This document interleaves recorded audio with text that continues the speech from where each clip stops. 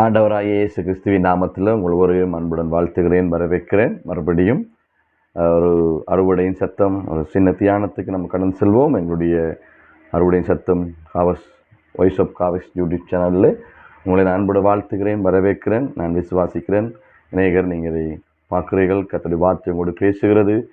நீங்கள் பேசிய காரியங்களை கமெண்ட் பண்ணுறதை நான் பார்க்குறேன். தொடர்ந்தும் இந்த செய்திகளை பாருங்கள். உங்களோட ஆவிக்குரிய வாழ்க்கையிலே தேவன் பலத்த காரியங்களை செய்வார். நீங்கள் மற்றவர்களுக்கு தெரியப்படுத்துங்க, ஷேர் பண்ணுங்கள், அதை சப்ஸ்கிரைப் பண்ணுங்கள். முதல் பார்க்குறீங்கன்னு சொன்னால் கர்த்தர் நிச்சயமாக உங்களை ஆண்டவர் ஆசீர்வதிப்பார். ஆமென்.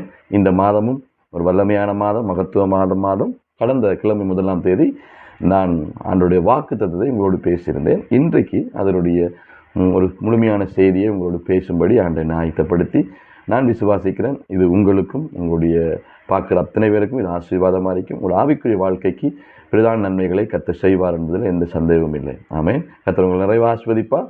நாம் கர்த்தருடைய வார்த்தையை கடந்து செல்ல முடியும். 1 கொரிந்தியர் 13ஆம் அதிகாரம் 10ஆம் வசனம் சொல்லுகிறது. 1 கொரிந்தியர் 13ஆம் அதிகாரம் 10ஆம் வசனம் சொல்லுகிறது, நிறைவானது வரும்போது குறைவானது அகன்று போகும். நிறைவானது வரும்போது குறைவானது அகன்று போகும். பிரியமானவர்களே, பவுல் அப்போஸ்தலன் கொரிந்து சபைக்கு ஆண்டவர் பல காரியங்கள் எழுதுகிறார். பல பிரச்சனைகள் கொரிந்து சபையில் இருந்தது. கொரிந்து பட்டணம் உங்களுக்கு தெரியும், ஒரு ஒரு ஒரு துறைமுக பட்டணம். அதே நேரம் ஒரு வர்த்தகத்திலே ஃபேமஸானது, பொருளாதாரத்திலே, பணத்திலே, அதேபோல் பாவத்திலேயும் அந்த பட்டணம் மிக முக்கியமாக இருந்தது. ஏனென்றால் துறைமுக பட்டணமாக இருந்தபடியால், எல்லாருக்கும் ஒரு மத்திய ஸ்தலமாக இருந்தபடியால், ஒரு ஒரு பிழையான ஒரு அப்படிப்பட்ட அந்த பட்டணத்திலே கொரிந்து சபை அங்கே இருந்தது. அந்த சபைக்கு நிறைய புத்திகளை பவுல் சொல்லுகிறார். நீங்கள் பார்த்தீங்கன்னா நிறைய புத்திகளை சொன்னாலும் வரங்களை பற்றி அவர் அதிகமாக சொல்லுகிறார். அது 12ஆம் அதிகாரத்தை பார்த்தீங்கன்னா வரங்கள், ஆவியின் வரங்களை பற்றி சொல்லுகிறார். 13ஆம் அதிகாரத்தை பார்த்தீங்கன்னா நடுவில் அன்பை பற்றி சொல்லுகிறார். 14ஆம் அதிகாரமும் வரங்களை பற்றி சொல்லுகிறார். அதாவது எப்படி ஒரு சாண்ட்விச் மேலையும் பான் கீழையும் பான், நடுவில் அந்த கறி, டேஸ்டான கறி இருக்கிறது போல, அது 12ஆம் அதிகாரம் 14ஆம் அதிகாரம் வரங்கள் தேவை, வரங்களை விரும்புங்கள், ஞான வரம்புகளை நாடுங்கள், வரங்களுக்காக ஜெபியுங்கள், பயன்படுத்துங்கள் என்று எப்படித்தான் அந்த வரங்களையும் சொல்லிட்டு 2 அதிகாரங்கள் இடையிலே 13ஆம் அதிகாரத்தை பவுல் எழுதுகிறார். அன்பு நிறைவானது. அன்பு இல்லை என்றால் இந்த உலகத்தில் ஒன்றும் இல்லை. அன்புக்கு எபிரேய கிரேக்க மொழிகளில் பல அர்த்தங்கள், பல வார்த்தைகள் இருக்கிறது. ஆனால் தெய்வீக அன்புக்கு ஒரு வார்த்தை கிரேக்கத்திலே சொல்லப்படுகிறது, அதாவது அகாபே அன்பு. அகாபே அன்பு இந்த 13ஆம் அதிகாரத்திலே பவுல் சொல்லுகிறது. இந்த அகாபே அன்பு சாதாரண மனிதனுக்கு மனிதன், இல்லாவிட்ட ஒரு கணவன் மனைவிக்கு இல்லை, இல்லாட்ட ஒரு காதலன் காதலிக்கு, இல்லாட்டி ஒரு பெற்றோர் பிள்ளைகளுக்கு இடையில, அந்த அன்பல்ல. இது தெய்வீக அன்பு, தேவனுடைய அன்பு. நிறைய காரியங்களை இப்போ அவர் சொல்லி வரார். 1ஆம் 2ஆம் 3ஆம் வசனங்கள் பார்த்தீங்கன்னா அவர் சொல்றார், நான் மனுஷர் பாசைகளை பேசினாலும் தூதர் பாசைகளை அன்பு எனக்கு இராவிட்டால் சத்தமிடுகிற வெண்கலம் போல இருப்பேன், ஓசையிடுகிற கைத்தாளம் போல.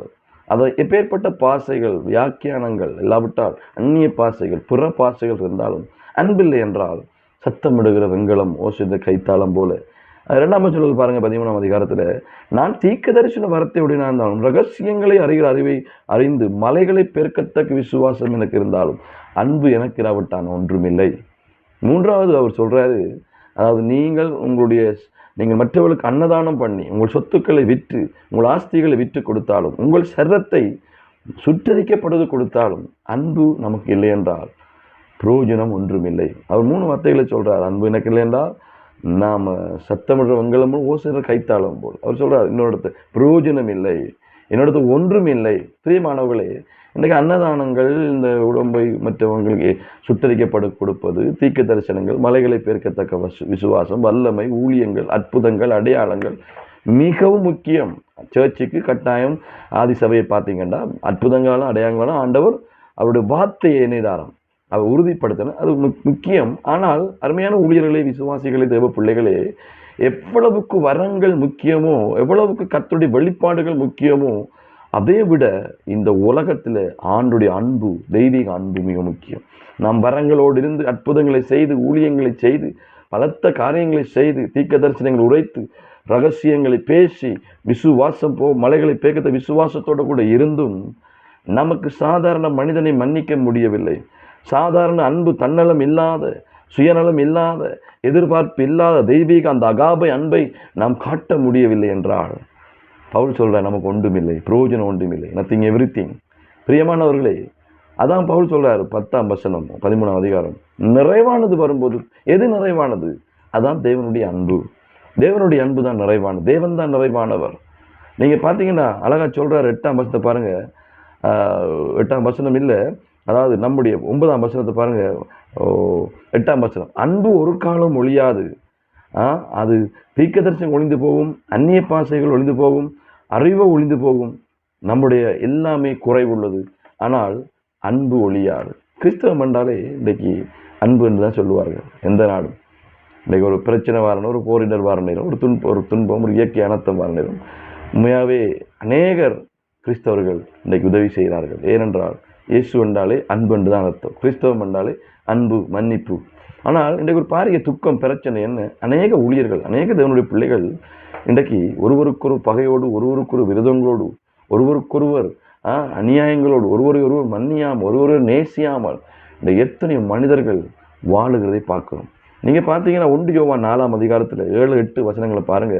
பிரியமானவர்களே, ஒருவரில் ஒருவர் அன்பாயிருக்க கடவும், ஏனெனில் அன்பு தேவனால் உண்டாயிருக்கிறது, அன்புள்ள எவனும் தேவனால் பிறந்து அவரை அறிந்திருக்கிறான். அப்போ அப்படின்னா என்ன? நிறைவானது என்றா என்ன? அன்பு, தேவனுடைய அகாபை அன்பு, தன்னலமற்ற சுயநலமற்ற எதிர்பார்ப்பற்ற அன்பு. அவர் சொல்றாரு, நீங்க ஒருவர்கள் அன்பாருங்க. யோவான் சொல்றார். ஏன் யோவானை பத்தி நம்ம சொல்றோம்? புதிய ஏற்பாடுல ஆண்டோட மார்பிலை சாய்ந்து கொண்டிருந்த சீசன், அன்புள்ள சீசன்.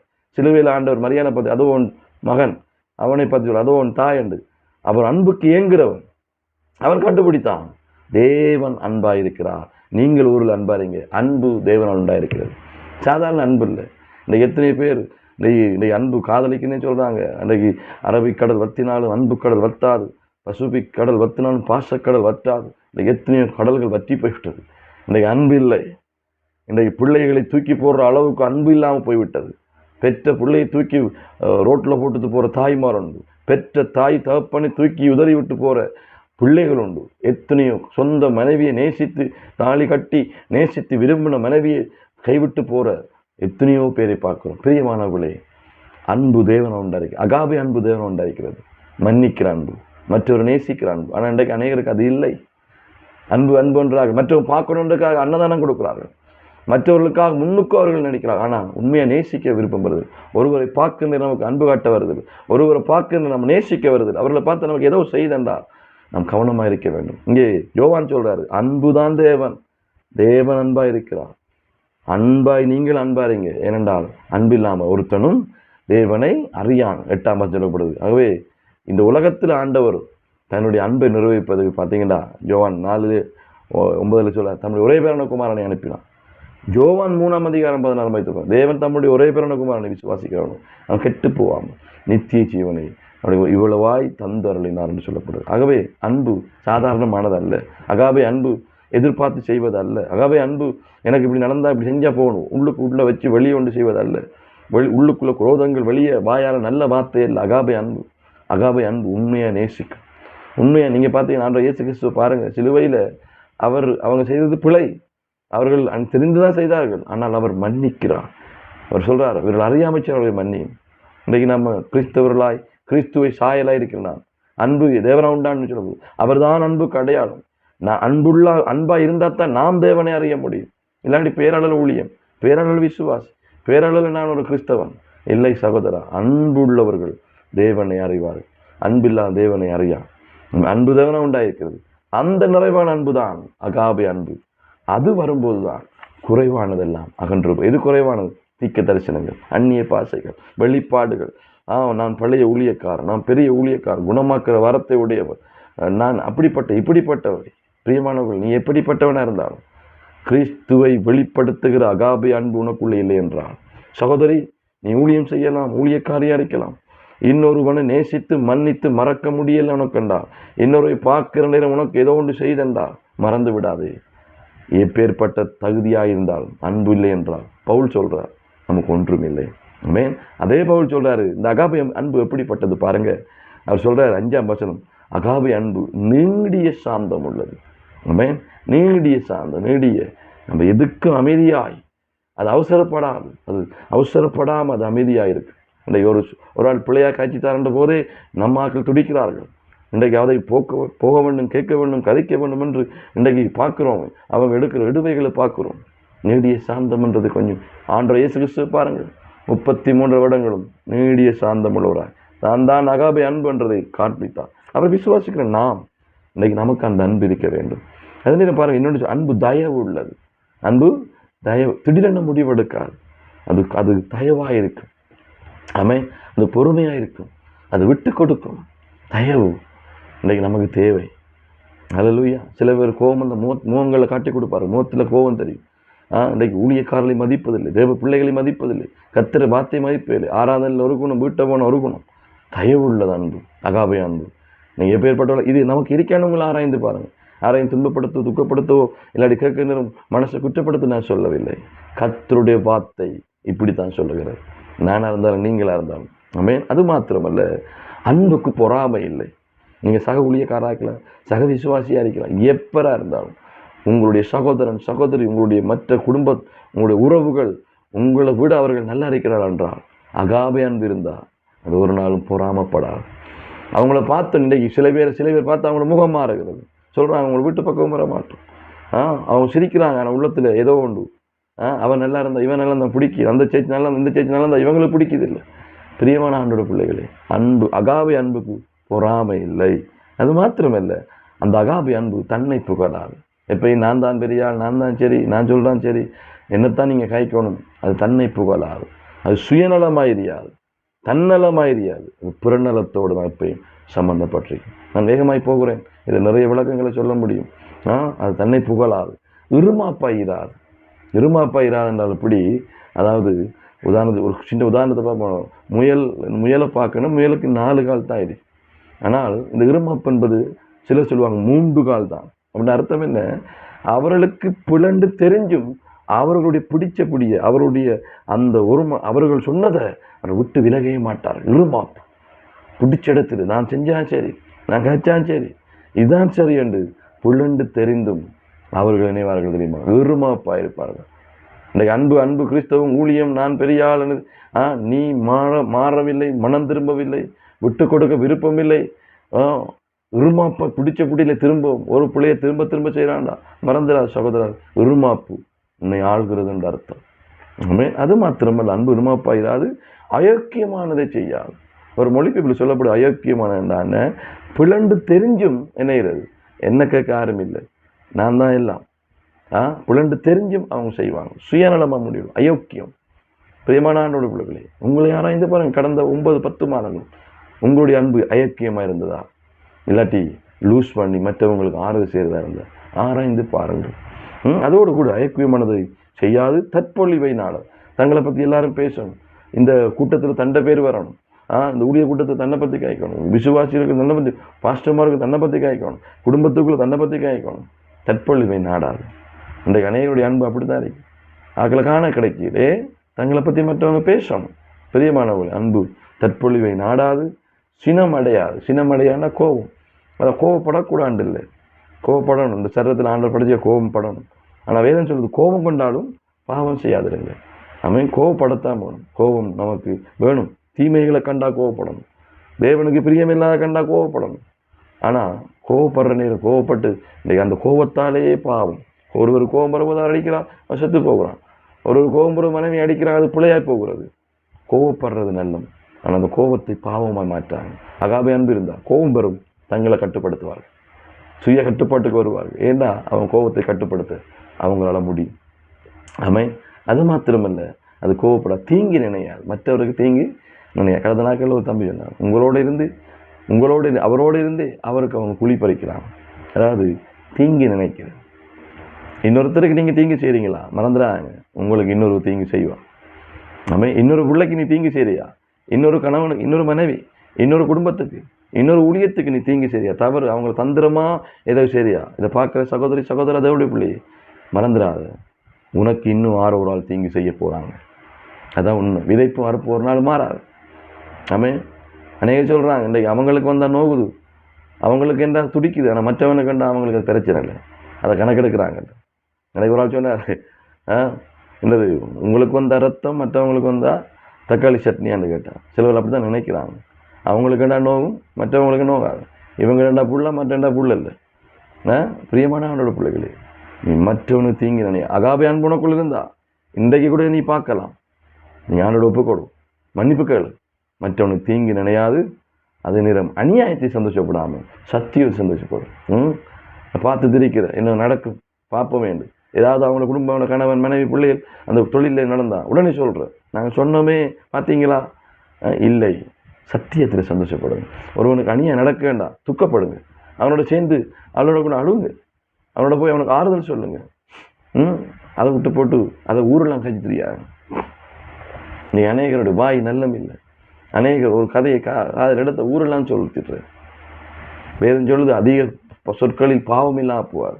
அதிக சொற்களில் சில வேளை நீங்கள் கதைக்கிற வார்த்தைகள் பாவமான வார்த்தையை மறந்துடாங்க. நியாய தீர்ப்பினர் வெளிப்பாடு சொல்லப்படுது.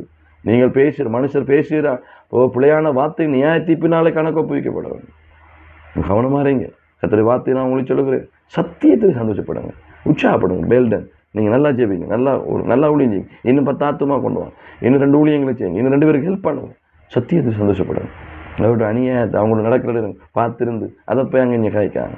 சகோதரிகளே, சகோதரர்களே, கொஞ்சம் இதில் அலட்ட. அகாபே அன்பு இருக்கிறவன் இதை செய்யவே மாட்டான், செய்யவே மாட்டான். நான் விசுவாசிக்கிறேன் கர்த்தர் உங்களோட பேசுகிறார் என்று.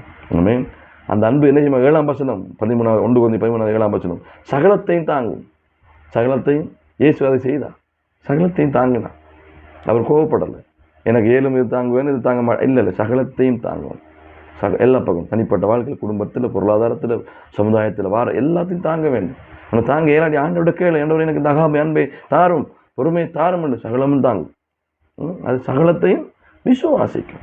இந்த பிள்ளைகளை பாருங்கள், சின்ன பிள்ளைகளை பாருங்கள். சின்ன பிள்ளைகள் பார்த்தீங்கன்னா அதுக்கு பாம்பு கடிக்கும் என்று தெரியாது, நெருப்பு சுடும் என்று தெரியாது. அந்த பிள்ளை நெருப்பை பிடிக்கும். சின்ன பிள்ளை அந்த பிள்ளை ஓடி போகிற பாம்பு பிடிக்கும், அது கடிக்கும் என்று தெரியாது. இதைத்தான் இதில் நீங்கள் அன்பு அகாபே அன்பு இருக்கிறவங்க எதையும் விசுவாசிப்பாங்க, எதையும் நம்புவாங்க. அவங்க போய் சந்தேகப்பட்டு அதை என்ன, இது என்ன, எனக்கு என்ன, அவருக்கு என்ன கேட்க மாட்டாங்க. பிரியமான ஆண்டோடைய பிள்ளைகளை ஆராய்ந்து பாருங்கள். அன்பு சகலமும் தாங்கும், சகலமும் விசுவாசிக்கும், சகலத்தையும் நம்பும், அது சகலத்தையும் சகிக்கும். சகிப்புத்தன்மை வேணும். ஒரு பழமொழி சொல்கிறாங்க, பொறுத்தால் அரசாளவர், பொங்கினால் காடு உறைவார். பிரியமான ஆண்டவர் உங்களோட நீங்கள் இந்த இருக்கிற நிலையில், உபத்திரவத்தில், தனிப்பட்ட வாழ்க்கை, குடும்பம், பொருளாதாரத்தில் இன்னும் பொறுமையாக ஆண்டோட கேளுங்க. நீடிய பொறுமையை தாரும் ஆண்டவரை. கர்த்தர் உங்களை கைவிடவே மாட்டார்.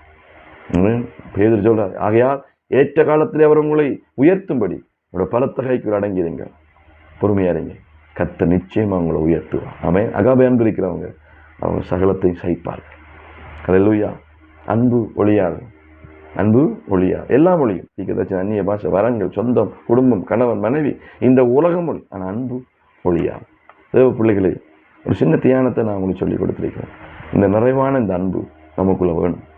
இயேசுவை நம்மள காட்டி கொடுக்க, இயேசுவை மற்றவன் நம்மள பார்க்கணும்னா நமக்குள்ள இந்த அகாபே அன்பு கட்டாயம் தேவை. இந்த சிலவரை நாம் போலியாக நடிக்கிறோம், மைமாலமாக இருக்கிறோம், அன்பு போல நம்ம நடிக்கலாம். இல்லை, உங்களோட கர்த்தர் இருப்பார், அவங்க மனச்சாட்சியில் ஆவியான இருப்பார். நிச்சயமாக அவர் உங்களோட பேசுவார். அன்புள்ளவன், அன்பில்லாதவன் தேவன் அறியான். தேவன் அன்பாரிக்கார். அப்போ நம்மளும் அன்பாரிக்கும். அகாபே அன்பு நமக்கு தேவை. நம்மளோட வாழ்க்கையிலேயே குறைவுகளெல்லாம் அன்பு போயிடும். விலவினங்கள், இந்த தீர்க்கதரிசனம், அந்நிய பாச, சொந்தக்காரர்கள், பணம், வசதி, இதெல்லாம் இல்லாமல் போயிடும். ஆனால் நிறைவானது அந்த அன்பு. கடைசியாக 1 முடிக்கணும்னு பவுல் சொல்கிறார், விசுவாச, நம்பிக்கை, அன்பு. இம்மூன்றில் அன்பே பெரியது. ஆமென். இந்த அன்புக்கு இணையா எதுவும் இல்லை. இயேசுதான் அன்பு. அவருடைய அகாபே அன்பை நாம் பெற்றுக்கொண்டு இந்த உலகத்தில் வாழ்கிற நம்ம குடும்பத்தில், படிக்கிற இடத்துல, தொழில் செய்கிறது, ஊழியத்தில் அன்பை காட்டுவோம். மற்றவர்கள் நம்ம மூலம் அதை பார்த்து கர்த்தரை இறந்து வரட்டும். தேவநாமம் மையப்பட்டும். ஆமென். கர்த்தர் உங்களை ஆசீர்வதிப்பா. உங்களுக்கு அவர் நிமிடம் ஜெபிக்கிறேன். அன்பின் பரலோக பிதாவே, நல்ல விளக்காய் ஸ்தோத்திரம். ஆண்டவரே, உங்களுடைய பிள்ளைகளை ஆசீர்வதிங்க. கர்த்தாவே, நிறைவான உங்களுடைய அன்பு உங்களுடைய பிள்ளைகளுக்கு வர நேரம் குறைவாருக்கு எல்லாம் வென்று போயிடும். ஆண்டவரை தீர்க்கதரிசனமா, அந்நிய பாசமா, விசுவாச வரங்களா, வெளிப்பாடுகளா, ஆண்டவரை பணமா, பொண்ணா, அந்த சொந்தங்களா, எதுவெல்லாம் இதெல்லாம் ஒளிஞ்சு போயிடும். ஆண்டவரை, நிறைவான நம்முடைய அகாபே அன்பு அது ஒளியாது. சகலமும் தாங்கும், சகலமும் சைக்கு, சகலதை நம்ம சகல விசுவாசி, சனியாயத்தை சத்தியத்தை சந்தோஷப்படும். ஆண்டவர், அந்த அன்பை நம்முடைய பிள்ளைகள் பெற்றுக்கொள்ளலாம். ஆண்டவர், இதை உணர்ந்து யாராவது ஆண்டவர் என்ன ஒப்புக்கொடுக்குன்னு சொன்னார். இப்பொழுது தேவ வல்லமை தொடுபடி நான் நினைச்சிருக்கிறேன். நம்முடைய கரம் கூட இருக்கட்டும். தொடர்ந்து இந்த மாலை வேலை, இந்த வேலையை ஒப்புக்கொடுக்கிறோம். ஆசீர்வதிங்க சுவாமி. ஆண்டோட வல்லமை கூட இருக்கிறது. தொடர்ந்து ஆசீர்வதிங்க. இயேசுவின் ஒப்பு கொடுத்து ஆசீர்வதி ஜெபிக்கிற நல்ல பிதாவே. ஆமென். ஆமென். God bless you. கர்த்தர் உங்களை ஆசீர்வதிப்பா. மற்றவங்களுக்கு தெரியப்படுத்துங்க, இதை சொல்லுங்கள். கர்த்தர் உங்களோட கூட இருப்பா. நன்றி.